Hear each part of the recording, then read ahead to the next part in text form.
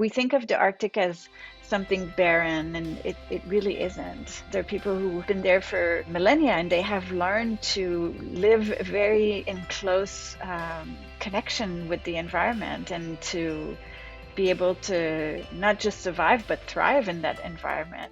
Welcome to Women We Should Know with international speaker, mindset reset mentor, author, and your host, Leslie Michaels.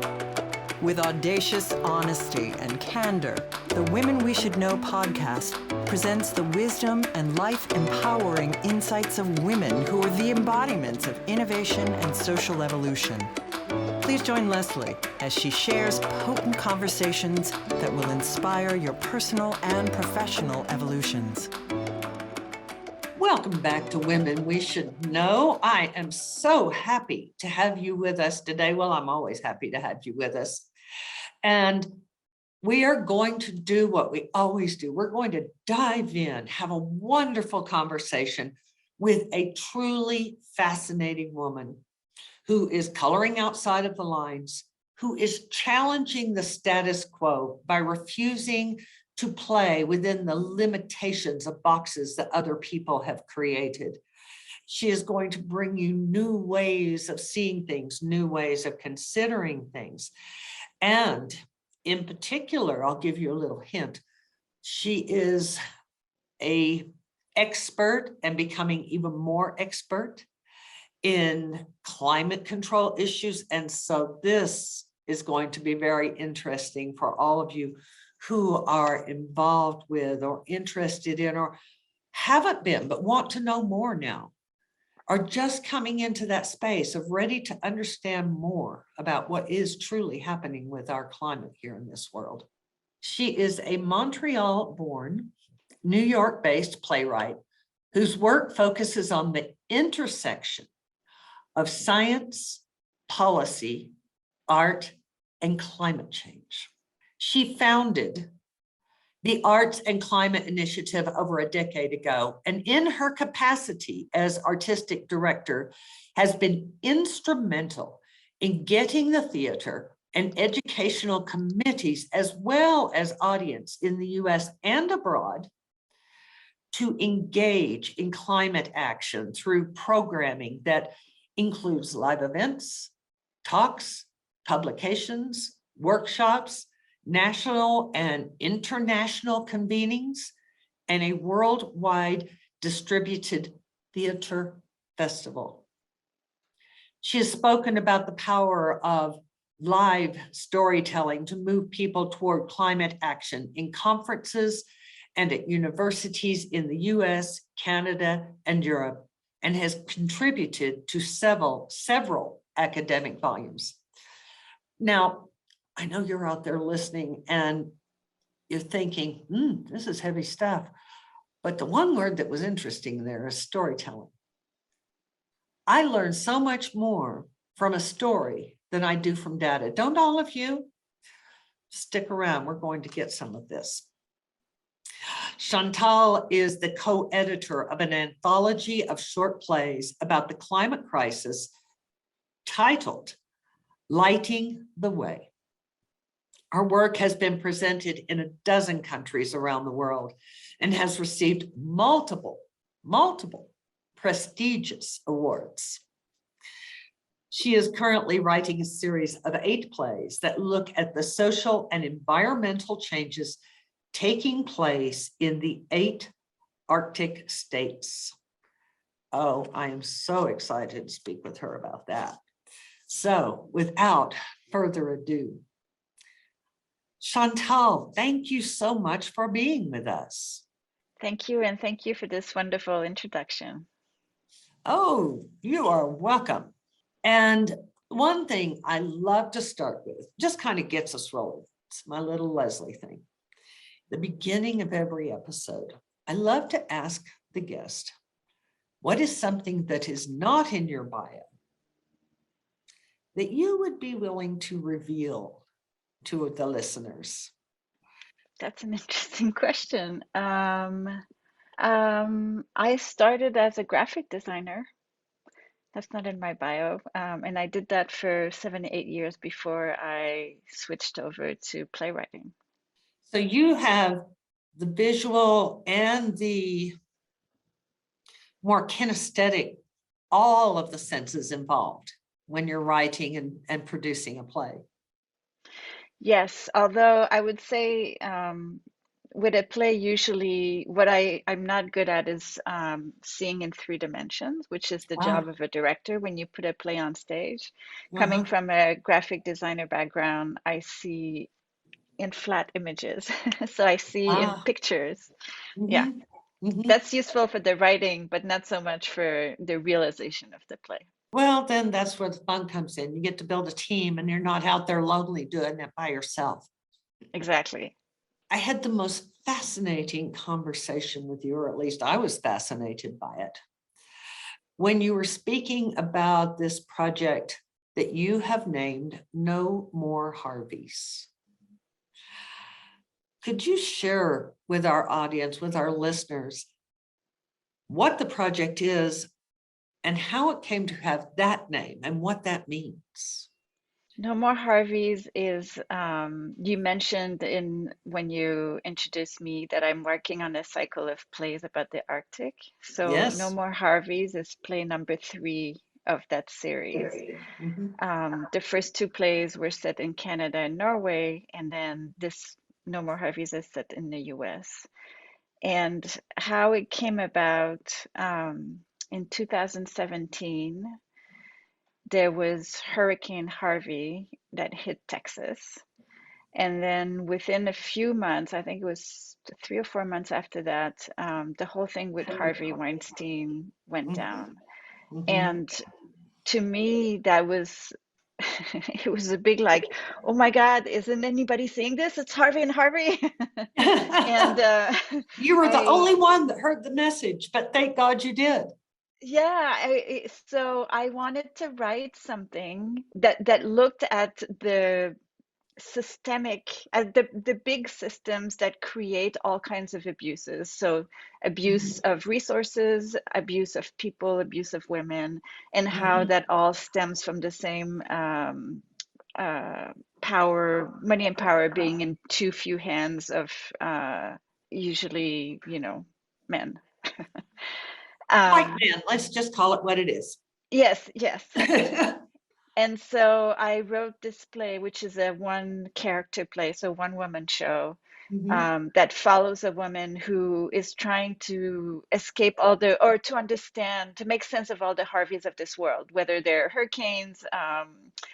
She in the play she talks about Hurricane Harvey, Harvey Weinstein, and there's Harvey, her husband, and she's migrating, she calls it, from domestic violence. Mm. And the play is a journey from New York to Alaska, and it's also so it's a physical journey, and it's also a metaphorical journey where she looks to a whale, a particular whale. She calls it the whale from 50 million years ago because the whale all those years ago was a land animal and adapted and went Right. into the ocean. And so she looks at that as being a marvel of survival, being able to migrate through space, but also through time. Mhm. And for her, migrating, she makes a big distinction between migrating and fleeing. Migrating being somewhere you go with a destination and a vision of the future, and fleeing just trying to escape danger. Right. So I'm not, there's all kinds of themes that intersect. I don't know if I'm doing it justice, but essentially it's about all of these things. I find the intersectionality of life absolutely fascinating because we really can't get to the ultimate core. We think we do, but just walking the threads and learning a little bit about each of the threads that contribute to that core or that came out of that core. Which came first? Are they coming out or are they going in?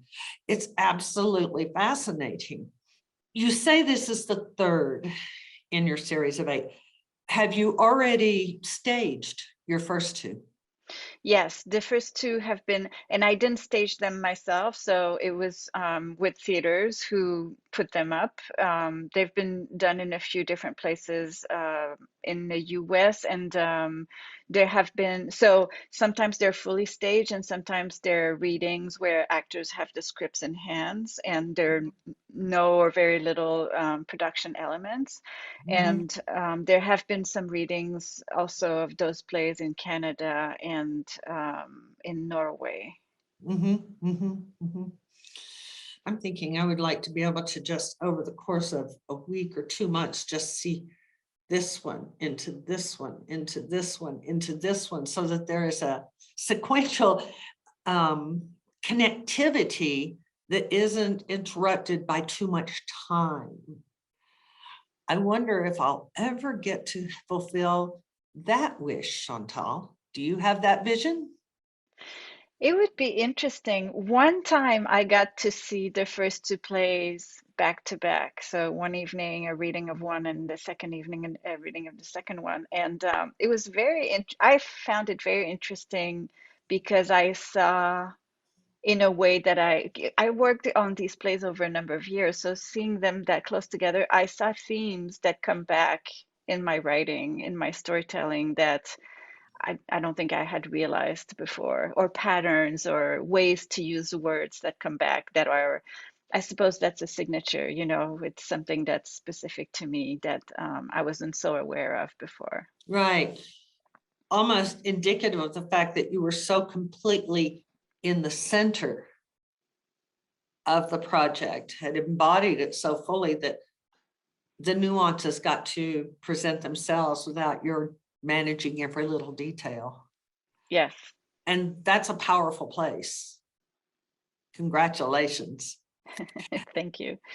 Now, I know you are quick to point out when we spoke before that you are not the actress in these plays, that you are the writer. And yes, how do you go about selecting a woman who can stand in that role and represent the multidimensionality that you are presenting through these stories? So this play is actually playing at the moment in Anchorage in Alaska. And the woman who is performing it, she was with us since the very beginning. So the first time we read the play, the artistic director of the theater Mm-hmm. thought she would be a good person for it. So she invited her to read the play with no strings attached, right? It could have been a reading and then we Right. could have moved on to someone else. But we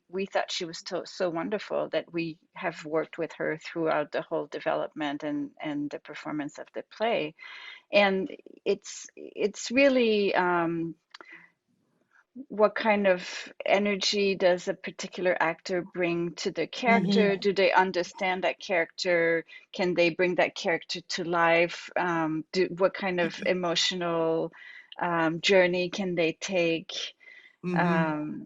I mean, I have so much admiration for actors in general, and then for this young woman, her name is Danielle Rabinovich, who has to go, you know, night after night on this really intense emotional journey, and she can make herself vulnerable and do that for audiences and just keep doing it. I think it's really hard work that I wouldn't be able to do.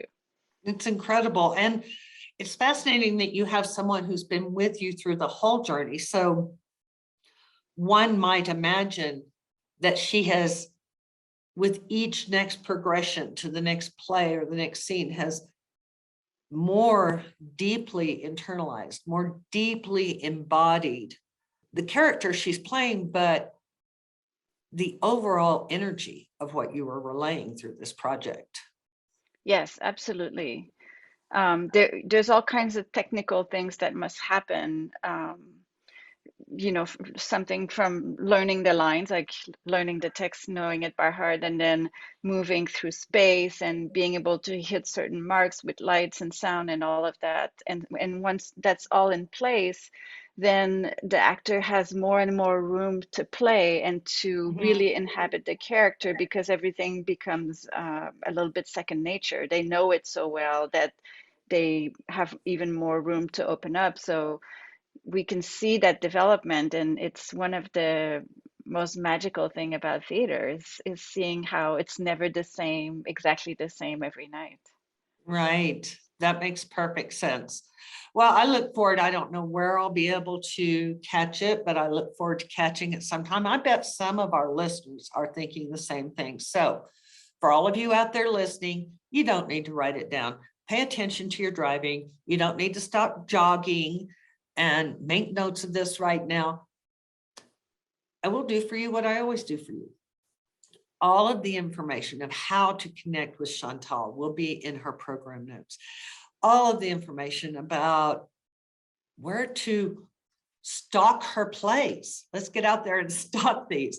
Anyway, it'll all be in your program notes. I would love to hear about the heart space you were in that compelled you to use your talent for playwriting in combination with your passion for the climate. I have always been personally interested in the environment, but for the longest time, I was not thinking about bringing the two together, my professional life and my personal life. But in 2007, I took a trip to Alaska for the first time. I went to Alaska for the first time. And it was also the furthest north I had ever been, first time in the Arctic. And this was 1 year after Al Gore's documentary, An Inconvenient Truth, the first one. So there was more talk in popular media about climate change. And then in Alaska, of course, people were witnessing the effects way before we did in the other states, because it was so, glaciers were Right. retreating, migration patterns were changing, and Polar bears were drowning. yes, exactly. And after seeing all of that, it was that trip that gave me the idea of, like, maybe I can write a play about this. At a time where there was zero incentive and very little interest in seeing that kind of subject on stage. But so what I did is because I'm originally from Canada and we have such a huge Arctic territory, that's where I did some research, and that led me to writing the first play of that cycle, which is titled Sila. Sila being an Inuktitut word, a word spoken by the Inuit who live in the Canadian Arctic. That means breath, climate. It's an important part of the Inuit cosmology, where it's where we come from and where we return. That's beautiful. What's the word again, please?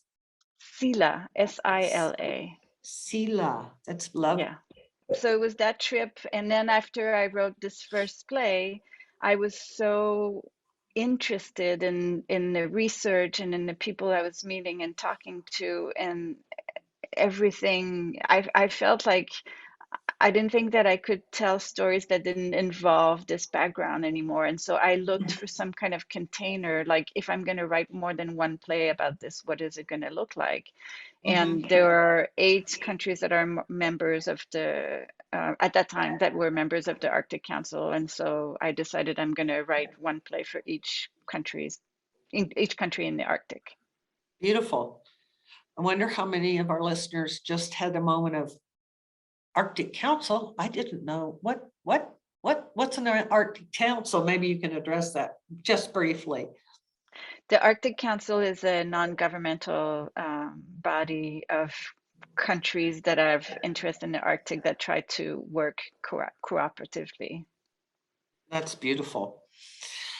So speaking of your first trip to Alaska, you've been there obviously quite a bit now at this point, but I know you have an upcoming 5-day workshop in Anchorage. Yeah. What is that about? This I'm very excited about, because these workshops I was doing before the pandemic hit. And because they're in person, I've canceled several since 2019, and I'm bringing it back this summer. So this workshop, it's called an incubator, the Artists and Climate Change Incubator, and it brings together artists, scientists, activists, educators, essentially anyone, students sometimes, anyone who's interested in this intersection of the arts and the climate. Mhm. And I call it, it's part think tank and part workshop. So guests come, invited guests come every day, who have different expertise. They do short presentations, and then we have conversations on those presentations and creative exercises. And it's about deepening, I think, deepening our understanding of that intersection and Mhm. Mhm. talking about best practices, ideas, what else needs to happen? How can we Right, support each other? right, Yeah, right, right. And who knows what additional creative endeavors will come out of that this time. Is this your first one since COVID yes, in person? yes, Well, none of us are the same, are we? None of us are the same. World isn't the same. Our thinking isn't the same since COVID. So it will be fascinating to see what you are able to generate. And speaking of COVID, you were doing this through the center of COVID, weren't you? yeah, yes. And how did that have impact? We, of course, several things had to move online. So we created a speaker series that happened online. And I think, as many people who have done events online, what we discovered is that we lose the one-on-one, like being in the presence of other people, but we gained being able to connect to people who are all over. So that was really interesting. Yeah. COVID was very bizarre. Every time it took something away, it gave something in return that we could either moan about or address as a potential richness. Yeah, I agree. You say that one of the most exciting and fulfilling things in your life has been getting to know the Arctic and getting to know the people who live there, not just the environment, but the people. What has that been like? It's been a huge surprise. I don't know, now I can't remember because it's been a long time what I expected before I even went, but um, I was, the Arctic was, it's huge in the Canadian imagination, even when I was a kid, because it's so big and nobody ever went there. Right. Um, I hadn't thought about that, but it's a big mystery to everyone in the world. But with it being at your doorstep, Canadians would have a potentially a greater sense of fascination and mystery about it. yeah, yeah, because it was part of our, it's part of our Right, landmass. Yeah. right. So, it's beautiful. It's different in every country, which is another thing I didn't expect. It looks different, it feels different. Some countries like Norway, they have very easy access to their Arctic territory. I think you can even drive there because it's on the same Really? landmass. And they have a lot of uh, resources and infrastructure compared, for example, to the Canadian Arctic, which a lot of it is on a bunch of islands where you have to either fly or take a boat there, that has uh, very little infrastructure, Uh-huh. a history of colonialism, so very different environments, and the landscape also looks very different. So I'm fascinated by that, and then the cultures are so interesting, whether they're the Inuit culture in Canada or the Inupiat culture in Alaska. The Sami culture, I don't know yet. I know of them, but I haven't met anyone because I still haven't uh, written about these countries. But I mean, these are people who are so close to the landscape. We think of the Arctic as something barren, and it really isn't. There are people who have learned, who've been there for millennia, and they have learned to live very in close connection with the environment and to be able to not just survive but thrive in that environment. So for us who have all the commodities of the modern world, the first world and all the richness, it's really humbling and it's interesting to learn about. Mm-hmm. I've always found that idea of first world, well, arrogant, because we weren't the first world. We're the last one. We're the most recent one.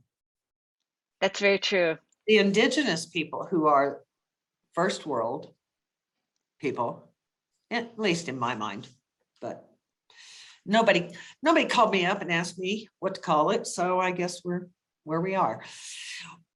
What would you say is the most important thing that you have learned from the people of the Arctic? I think to be humble, Mm. to be humble, to listen, um, to respect both other people and all the creatures who we share the planet with, to Mhm, respect the environment. mhm, mhm. That's beautiful. Not surprising. Because if you live with the earth instead of just on the earth, it would seem that your relationships with every other level of life would change. Mm-hmm.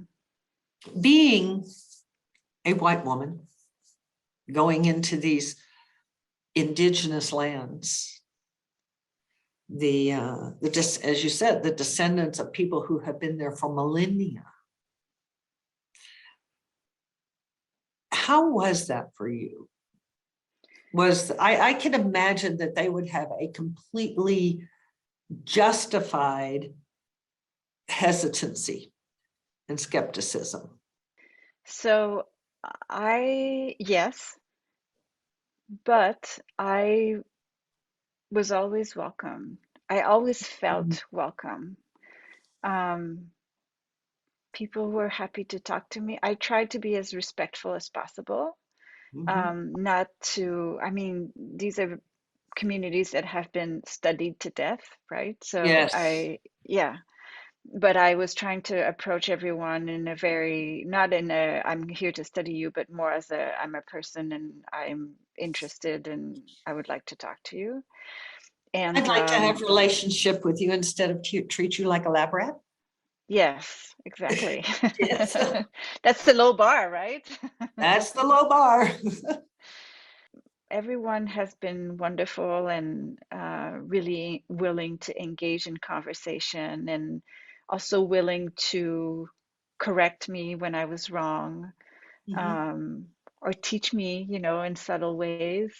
mhm. And I, it's it's really, I mean, it warms the heart. Right. And if they were willing to teach you in subtle ways, you were obviously placing yourself in a position of being teachable. Yes, I was very much trying to do that. Having spent a considerable amount of time now with these people of what sounds like great dignity and an inherent sense of respect for all life. How does that impact you as you come back into the more traditional world? I can just say that I might just be short of patience with everybody I ran into, but you might be hopefully a bigger person than me. I don't know if I am. Um, I try to be a good advocate, an ally Mhm, for, and always keep in my mind that what we do here has an impact on the Arctic and vice versa. What happens in the Arctic has an impact on us. mhm, And that one thing I try to do with my my plays is show this interconnectedness mhm, between the regions, but also between all of us and between us and all the creatures on the planet. mhm, And I think I I aspire to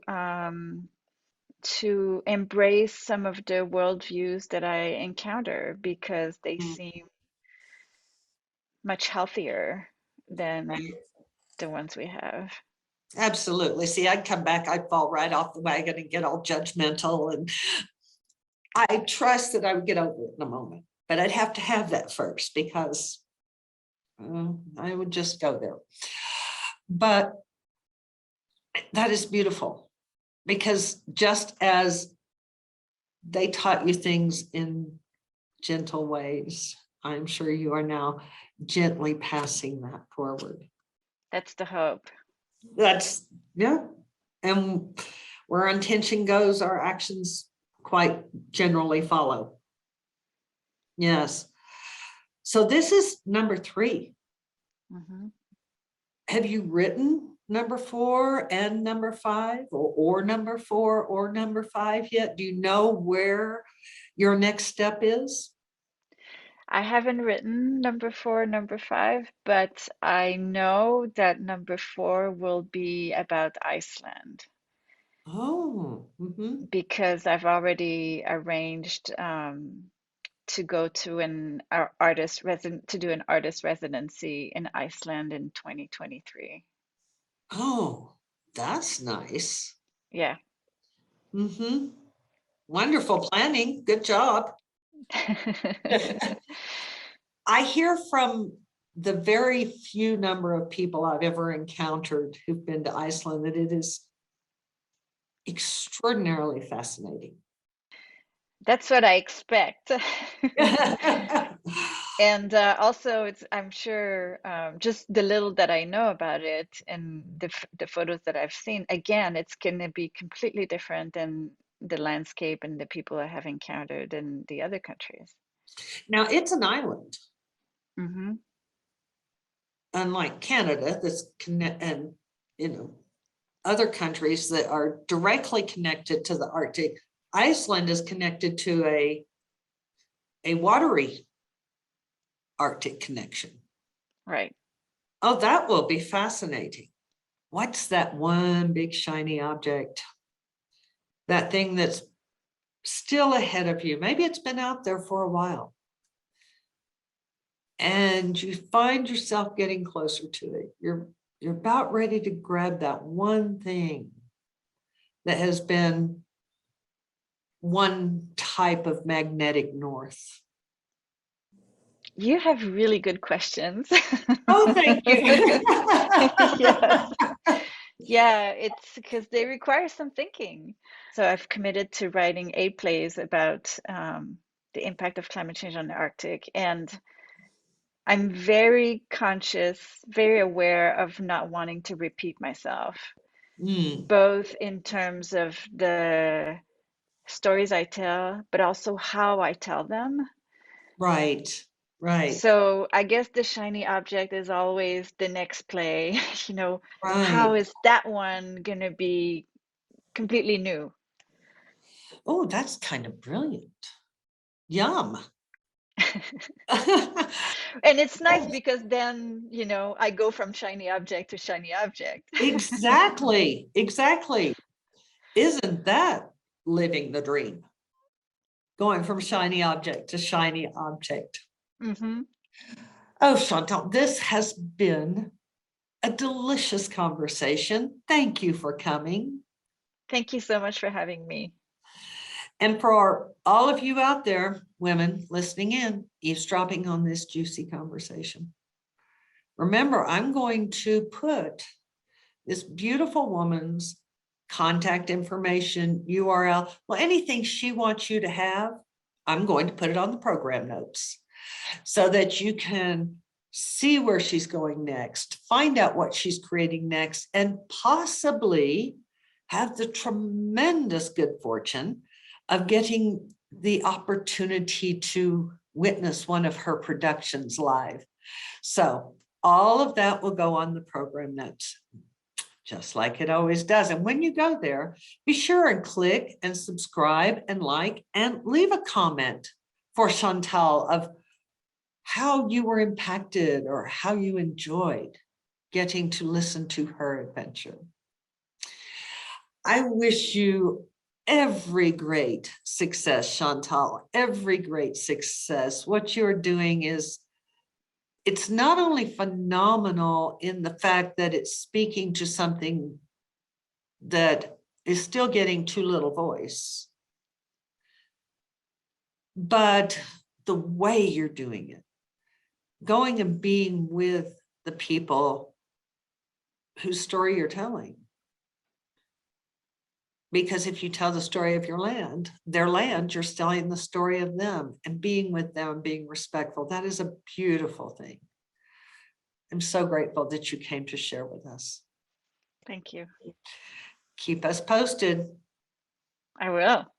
Okay. I know that every one of you out there found at least one seed of inspiration today. Put that in your pocket. Later on, you might find it there. And while your path may take you in a different direction, inspiration begets inspiration. That is one of the wonderful things about this job that I have, if we can call it a job. I think I have too much fun to call it a job.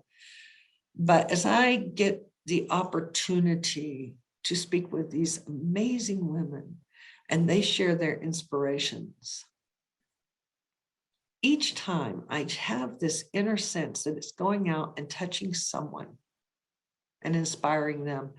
So I am so privileged to be a conduit. So put that inspiration in your pocket. Pull it out later. See where it takes you. And as you go through the rest of your day, remember, you are wiser and stronger than you know. Thanks for tuning in, everyone. We hope you received inspiration for expanding your own social innovation and influence.